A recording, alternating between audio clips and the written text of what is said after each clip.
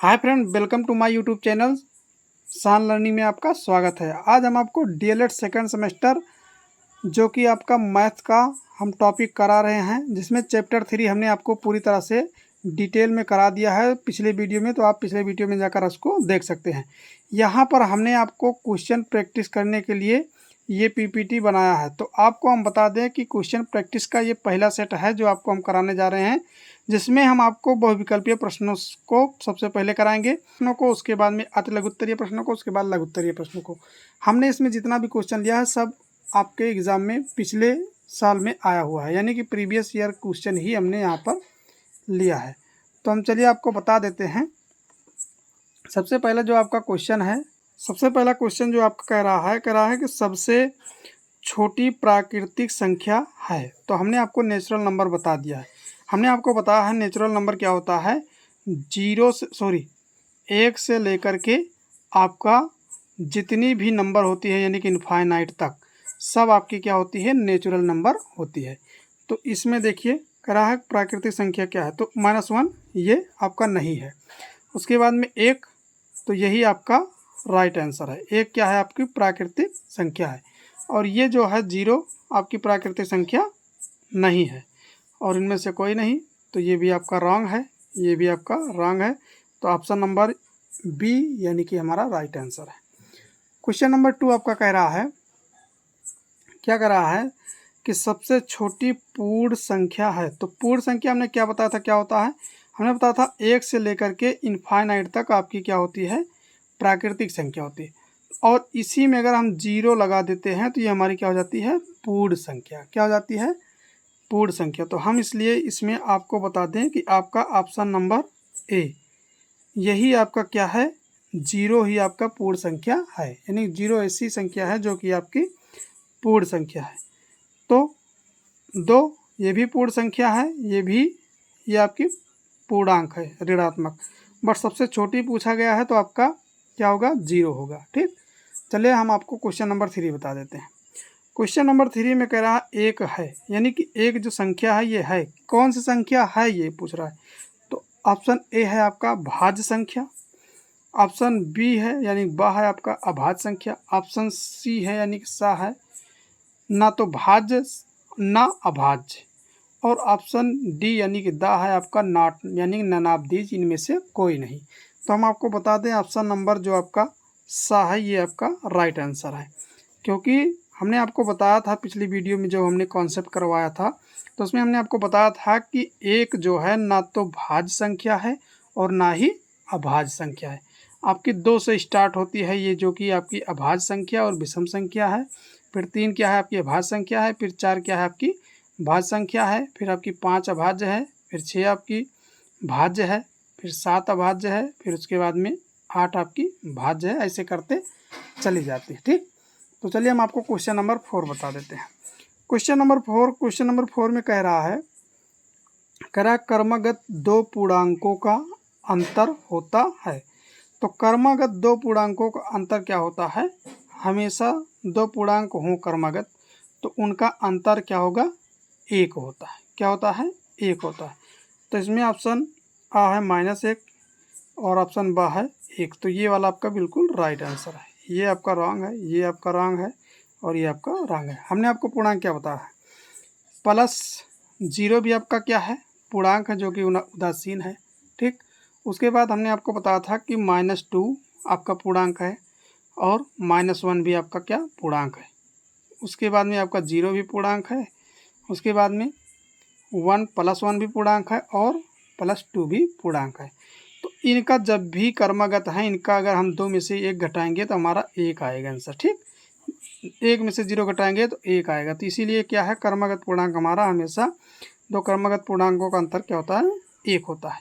अगर आपको -2 -1 में से -2 घटाएंगे या -2 में से -1 घटाएंगे, तो देखिए -2 में से अगर -1 को हम घटाते हैं तो ये होगा हमारा क्या, ये सबसे बड़ी संख्या हमारी क्या है, 2 है, सॉरी 1 है।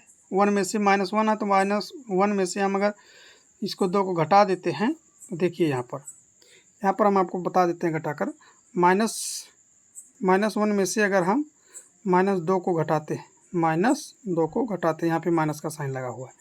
तो आपका देखिए 1 और ब्रैकेट खुलेगा तो ये माइनस वाला प्लस हो जाएगा, अगर सामने माइनस तो हो जाएगा हमारा -1 प्लस में 2, तो 2 में से 1 चला जाएगा तो हमारा बचेगा क्या 1 प्लस में, क्योंकि बड़ी संख्या का साइन लगता है। ठीक, बड़ी संख्या का निशान लगता है। ये हमने पिछली वीडियो में आपको बहुत अच्छी तरह से कंसेप्ट क्लियर किया है। तो आपको हम बता दें क्वेश्चन नंबर 5। क्वेश्चन नंबर 5 में कह रहा है किसी पूर्ण संख्या में से शून्य घटाने पर प्राप्त संख्या होती है। तो किसी भी पूर्ण संख्या में से, चाहे जो पूर्ण संख्या हो, चाहे ऋणात्मक पूर्ण संख्या हो, चाहे धनात्मक हो या कुछ भी हो, उसमें से अगर हम शून्य घटाएंगे तो हमें वही संख्या प्राप्त होगी, यानी विकल्प नंबर सी आपका, यानी सा आपका राइट आंसर है। तो चलिए हम आपको अगला क्वेश्चन बता देते हैं। तो हम आ जाते हैं क्वेश्चन नंबर 6 पर। क्वेश्चन नंबर 6 में क्या कह रहा है कि प्राकृतिक संख्या है। तो प्राकृतिक संख्या क्या है, 2/3 है? नहीं, ये प्राकृतिक संख्या नहीं है।